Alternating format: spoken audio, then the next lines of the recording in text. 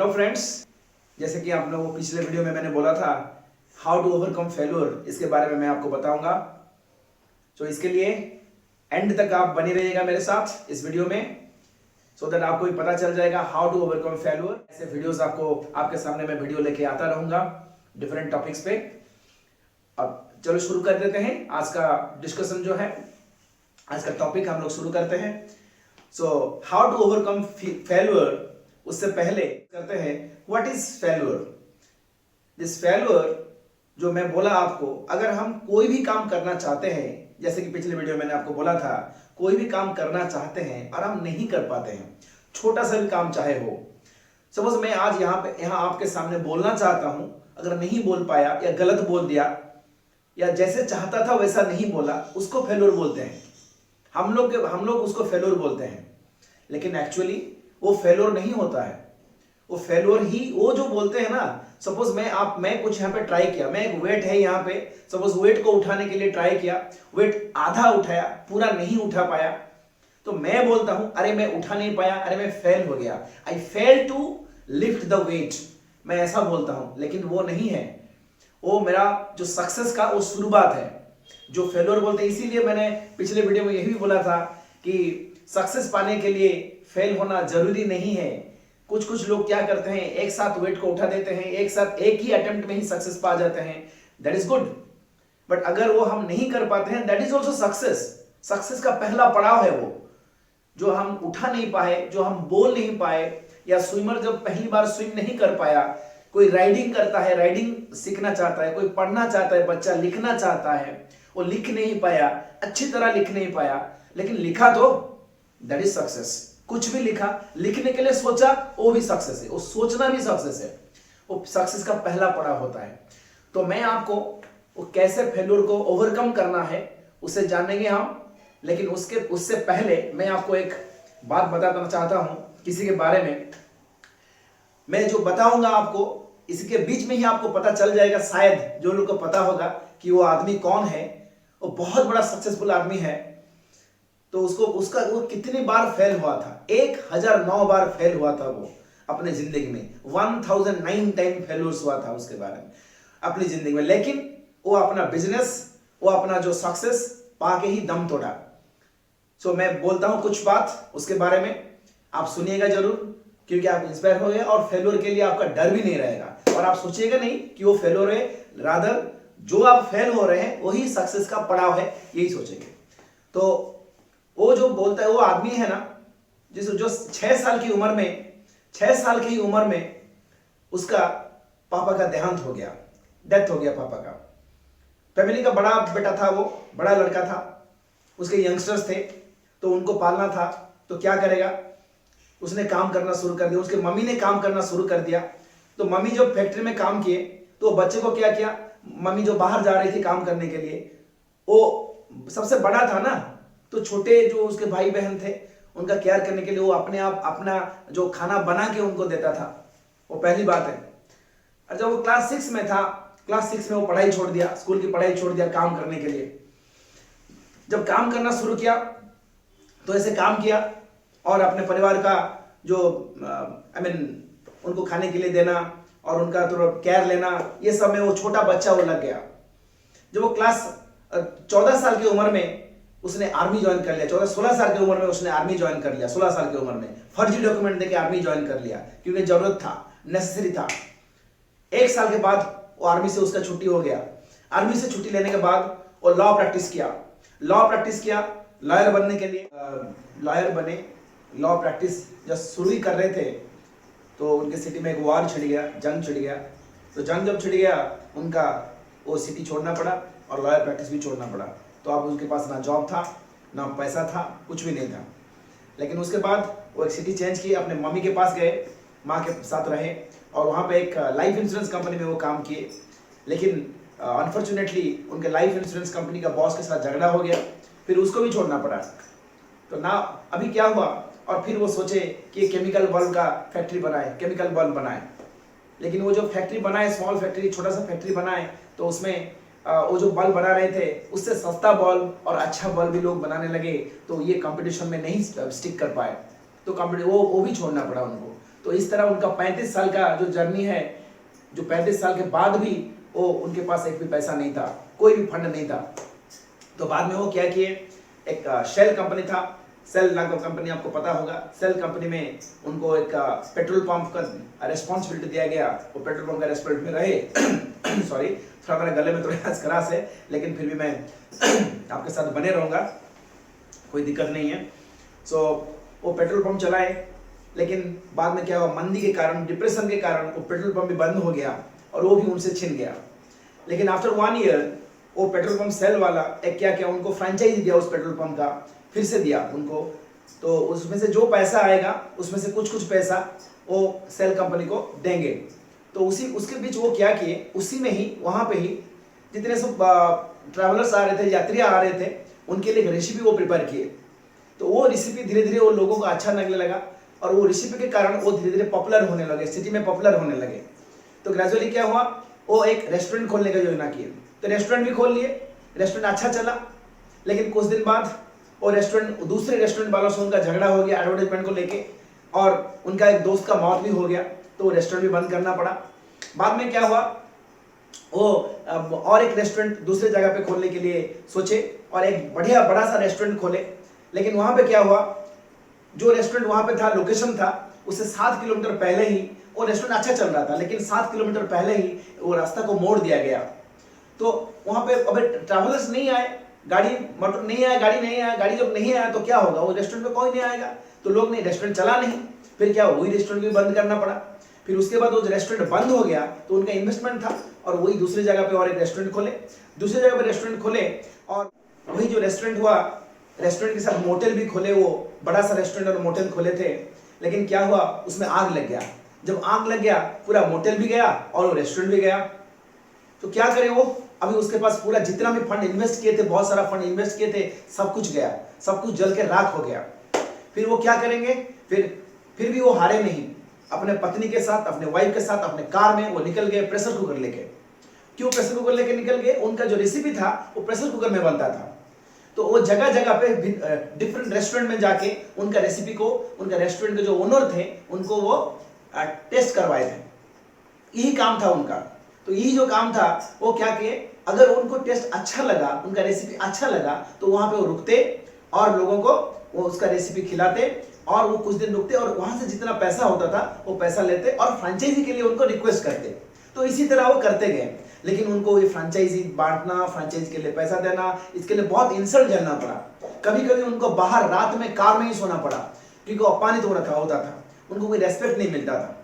तो ग्रेजुअली वो क्या हुआ, लेकिन एट द एज ऑफ 75, 75 साल की उम्र में वो जितना सब रेस्टोरेंट उनका चल गया, उनका जो बिजनेस, उनका रेसिपी बहुत अच्छा चला। और जब उनका साल 80 साल था, तब तक बहुत सारे कंट्री में उनका पहला फूड चेन था जो फॉरेन में भी चल पड़ा, अच्छा चला बिजनेस उनका, और वो एस्टेब्लिश हो गए। जब उनका साल 90 साल के उम्र में उनका डेथ हुआ था, लेकिन उनका डेथ होने तक 48 कंट्रीज में 6000 सेंटर्स में 6000 सेंटर्स में उनका जो रेसिपी, उनका जो KFC आप सुने होंगे, वो पूरा चल पड़ा था। तो पूरा पॉपुलर है। आपको पता होगा KFC कहाँ पे नहीं है, KFC और किसी को पता नहीं है, बताइए। सो इतना ज्यादा फेल्योर, आप जो स्टोरी सुने इसका, KFC जो कर्नल सैंडर्स बोलते हैं, उसका जो ओनर थे, वो जो मैं जिसके बारे में बात कर रहा था, कितनी बार फेल हुए लेकिन वो हारे नहीं। सुनिए, जो सक्सेस पाने के लिए ना, सक्सेस पाने के लिए चाहे हम रुक जाए, चाहे पैर रुक जाए, लेकिन सोच रुकना नहीं चाहिए। जब तक सोच चलता रहेगा, सक्सेस का जो पहिया घूमता रहेगा और कोई हमें रोक नहीं सकता सक्सेस से। तो इसीलिए लेकिन ये जो हुए, ये तो किसी के बारे में मैं बोला, लेकिन हम लोग कैसे इसको ओवरकम कर सकते हैं, क्या प्रॉब्लम है, कौन सा पॉइंट्स है, मैं आपको कुछ पॉइंट्स बताऊंगा। पहला पॉइंट्स है क्यों हम फेल होते हैं। Number 1, we are not so confident, not so determined. Confident और डिटरमिन्ड नहीं होने से भी हम फेल हो सकते हैं, नंबर 1। नंबर 2, हम लोग अपना जो सबकॉन्शियस माइंड होता है, जो अंदरूनी दिमाग होता है, सबकॉन्शियस माइंड को ट्रेन नहीं कर पाते हैं। मैं आप इसका एग्जांपल आपको दूंगा, कैसे करना है ये आपको बताऊंगा। पहला पॉइंट भी, जो हम कॉन्फिडेंट नहीं है, कैसे कॉन्फिडेंट वापस लाएंगे, कॉन्फिडेंट कैसे हो, तो ये आपको मैं बताऊंगा आपको। और हम लोग अपना जो पर्सनल पावर एक होता है, एक वर्ड होता है पर्सनल पावर, सभी का एक पर्सनल पावर होता है, उसका कोई लिमिट नहीं होता है, लेकिन हम उसको पहचानते नहीं है। So we have to identify our personal power. That is the number 3 point. And the most important point is time management. हम लोग अगर टाइम को, वक्त को मैनेज नहीं कर पाएंगे ना तो फेल हो जाएंगे। सपोज किसी काम को हमको किसी डेडलाइन में, किसी समय के अंदर ही करना चाहिए, लेकिन हम कर नहीं पाते हैं, नहीं किए तो हम अपना टाइम को मैनेज नहीं किए, तो उस टाइम भी हमें फेल होता है। फेल्यूर का टेस्ट मिलता है, जो कि फेल्यूर बोलते हैं हम लोग, लेकिन एक्चुअली फेल नहीं है, वो सक्सेस का पहला पड़ाव होता है।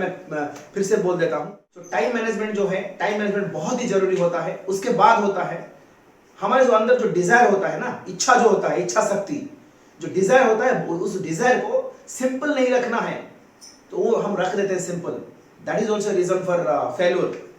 उसके लिए हम फेल होते हैं। ये डिजायर को बर्निंग डिजायर में बनाना है, जो हम बना नहीं पाते हैं। सो ये मैं बोला, पहले कॉन्फिडेंस नहीं रख रहे हैं, इसीलिए फेल्यूर हमें झेलना पड़ रहा है। और नंबर 2 क्या बोला, टाइम मैनेजमेंट भी हम नहीं कर रहे हैं, इसीलिए नहीं होता है। और जो सबकॉन्शियस माइंड को ट्रेन नहीं कर पा रहे हैं, और पर्सनल पावर को नहीं पहचान पा रहे हैं। पर्सनल पावर जो होता है, अपना अंदरूनी जो पावर होता है, उसको पहचान नहीं पा रहे हैं। सो कैसे करें ये? पहली बात, कॉन्फिडेंस। कॉन्फिडेंस के लिए हम लोगों को सफिशिएंट नॉलेज चाहिए। जिस बारे में, सपोज हम लोग पढ़ाई में सक्सेस होने, बच्चे आजकल पढ़ाई में वो सोचते हैं कि हम लोग फेल हो जाएंगे, ये हो जाएंगे, तो उसके लिए सफिशिएंट नॉलेज चाहिए, मेहनत, hard work. There is no alternative to hard work. So hard work जरूरी है। पहली बात, पहला पॉइंट, कॉन्फिडेंस कैसे लाएं? Hard work. Then knowledge, we have to acquire knowledge, we have to read different books. बहुत सारे बुक पढ़ना है, सीनियर के साथ बात करना है, पेरेंट्स के साथ बात करना है। वही जिस विषय में आप सक्सेस पाना चाहते हैं ना, सभी के साथ वहां पे जो सक्सेस हुआ है, सपोज मैं बड़ा क्रिकेटर बनना चाहता हूं, बड़े क्रिकेटर के कांटेक्ट में आना चाहिए, उनके बारे में पढ़ना चाहिए, नॉलेज गेन करिए, तो डेफिनेटली धीरे धीरे कॉन्फिडेंस बढ़ेगा। कैसे वो फेल्योर से, कैसे वो सक्सेस नहीं थे लेकिन वो सक्सेस बने, ये बात हमें सक्सेस तक पहुंचाएगा और कॉन्फिडेंस बढ़ाएगा। जो कॉन्फिडेंस बढ़ गया ना, आत्मविश्वास बढ़ गया, तो कोई हमें रोक नहीं सकता, दुनिया का कोई भी ताकत रोक नहीं सकता। इवन एक टाइगर आ रहा है सामने से, उसको भी हम झेल सकते हैं कॉन्फिडेंस, लेकिन कॉन्फिडेंस जरूर चाहिए, ये आपको पता होगा। Then number 2, personal power. Personal power को हम पहचानना पड़ेगा। पर्सनल पावर क्या होता है? ये अनलिमिटेड होता है एक्चुअली, लेकिन हम लोग इसको पहचान नहीं पाते। हम सोचते हैं कि हम नहीं कर पाएंगे। जो नहीं कर पाएंगे ये हमें करने नहीं देता है एक्चुअली। जब हम बोलेंगे हाँ कर पाऊंगा, कर पाऊंगा, कर पाऊंगा, तभी जाके हम कर पाएंगे। जो पर्सनल पावर को पहचानने की बहुत जरूरी है।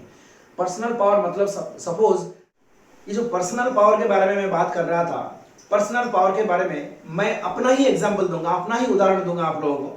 पर्सनल पावर, फॉर एग्जांपल, मैं कहां पे स्ट्रांग हूं ये मुझे जानने के लिए समय समय पे हम लोग को कोई जल्दी पहचान जाता है, किसी को देरी लगता है, टाइम लगता है किसी को पहचानने में। तो मैं क्या किया, मैं अपने जो पहले करियर का शुरुआत किया था, मैंने टीचरशिप से किया था शुरुआत, और मैं टीचर था। फिर क्या हुआ, कुछ दिन बाद मैंने किया, वो बहुत अच्छा चल रहा था, बहुत अच्छा लगा मुझे बच्चों को पढ़ाने में। वो जो satisfaction, you can not understand that satisfaction level. आप जब तक पढ़ाए नहीं, किसी को सिखाए नहीं, तब तक वो आपको पता नहीं चल पाएगा कि क्या पावर है वो जो सबको एजुकेट करना, किसी को बच्चों के साथ मिलना, बच्चों को बताना, कि सिखाना। तो बहुत वो सेटिस्फेक्शन, वो था, मेरा पावर था। लेकिन क्या हुआ, दूसरों के चक्कर में दूसरे लोग मुझे बोले क्या तू टीचर बना यार, इतना इंटेलिजेंट हो गया टीचर बना। वो लोग कहते थे कि मैं इंटेलिजेंट था कहीं पे मुझको मेरा एग्जाम्पल भी दिया जाता था कि ये लड़का देख, गांव के चारों तरफ मेरा डिस्ट्रिक्ट में एग्जाम्पल दिया करते, ये लड़का ऐसे पढ़ता है, उस तरह पढ़ो। आज भी उस मेरा एग्जाम्पल दिया जाता है। वो ठीक है, मैं इतना बड़ा आदमी बन नहीं पाया, लेकिन मैं बड़ा आदमी बना सकता हूँ। I may not be the king but I will make a king definitely. So इसीलिए मैं बच्चों के पास ये मेरा जो है संदेश, मेरा